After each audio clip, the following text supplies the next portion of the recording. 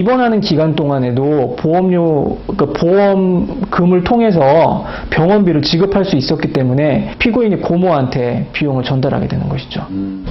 정황을 근거로 무기징역을 받았던 1심과 달리 2심에서는 그 정황을 입증할 증거가 없다는 이유로 무죄가 선고됐다.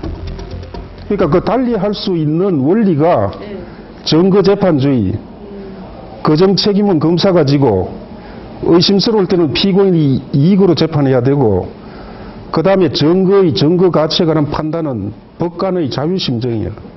그러니까 그런 원리 때문에 이렇게 달리 나올 수 있다는 거죠. 똑같은 정황 증거를 가지고 판단하더라도. 무기징역에서 무죄로 판결난 낙지 질식사 사건.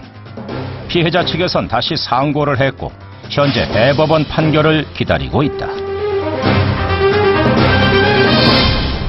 네, 네. 저도 무기징역 받았을 때 네. 선물한 거 봤는데 얼마 전에 완전히 뭐 뒤집었죠. 무죄로 판결이 났습니다. 네. 이 대법원이 남겨져 있긴 하지만 정말 이해가 할 수 없는 정황상 의심이 많이 가는 사건이긴 합니다. 네. 이번 사건도 이게 질식사일 가능성이 있다라는 것 때문에 원심을 이렇게 뒤집은 판결이 나온 네. 거였는데 이거 보면서도 참 이게 어떻게 가능할까? 그러니까요. 굉장히 네. 의아했거든요.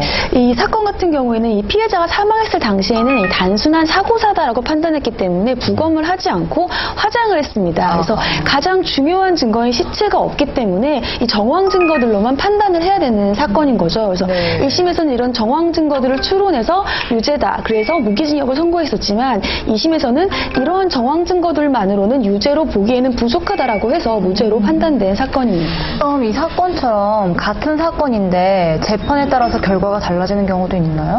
네, 실제로 3년 부산에서 이른바 시신 없는 살인 사건이 발생했는데요. 이 경우에도 직접적인 타살 증거 없이 재판이 진행된 경우가 있었습니다. 1심에서도 유죄가 선고가 내려졌는데 2심에서는 증거 불충분으로 무죄 선고를 내린 적이 있습니다. 정말 누군가의 죄를 판단하는 것이 중요하고도 굉장히 어렵습니다. 이게 옛말에 100명의 범인을 놓치더라도 한 사람이 억울한 사람을 만들면 안 된다라는 말이 있습니다. 이 경우처럼 한 명이라도 억울하게 처벌받는 일이 없도록 하려다 보니까 이런 일이 생기곤 합니다. 아직 뭐 예단할 필요는 없습니다. 대법원에 가서 판결을 받아야 되는데 네. 대법원 판결의 기준은 그러면 어떻게 되나요? 네, 대법원의 경우에는 추가적인 증거 조사를 하는 경우는 일반적이진 않습니다. 그래서 네. 대법원은 기존 재판 과정에서 현출된 증거들을 바탕으로 기존 원심의 사실 인정의 오인이 있는지 또는 원심의 판단에 법리적인 위법이 있는지 이런 것을 주로 판단을 하게 됩니다. 그래서 이 사건의 경우에도 대법원이 추가적인 증거 조사를 하지는 않을 것 같고 1, 2심에서 현출된 증거들을 바탕으로 새로운 판단을 하게 될 것입니다.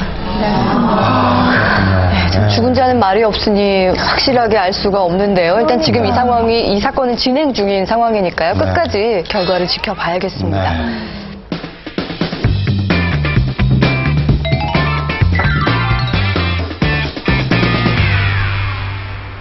직장인이라면 누구나 겪는 미스터리한 일. 월급 돌아온 지가 얼마 안 되는데 제로원이에요. 스치듯 안녕? 잠깐 왔다 사라져버린 월급. 여보세요? 유리씨, 기다렸던 방이 나왔어. 진짜요? 계약금 100만원. 내일 오전까지 보내면 돼요. 100만 원이요? 지금 보낼게요. 카드 현금 서비스 한도가 100만 원이니까 무리 아니겠죠? 이사 갈 집을 찾고 있던 사유리. 이번 기회를 놓치고 싶지 않았는데 현금 서비스를 받는 거죠? 원하시는 금액 버튼을 눌러 100만 원! 갑자기 멈춰버린 현금 지급기. 왜요? 저럴 때 있어요. 어떡하지? 전산장애 뭐 이런 거.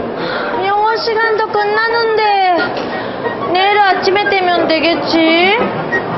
저로 가면 안 되는데. 결국 내일 계약금을 보내기로 하는데 좀 찝찝하네요. 다시 현금 지급기를 찾은 사유리. 이게 되겠지? 곧 이사 갈 생각에 들떴는데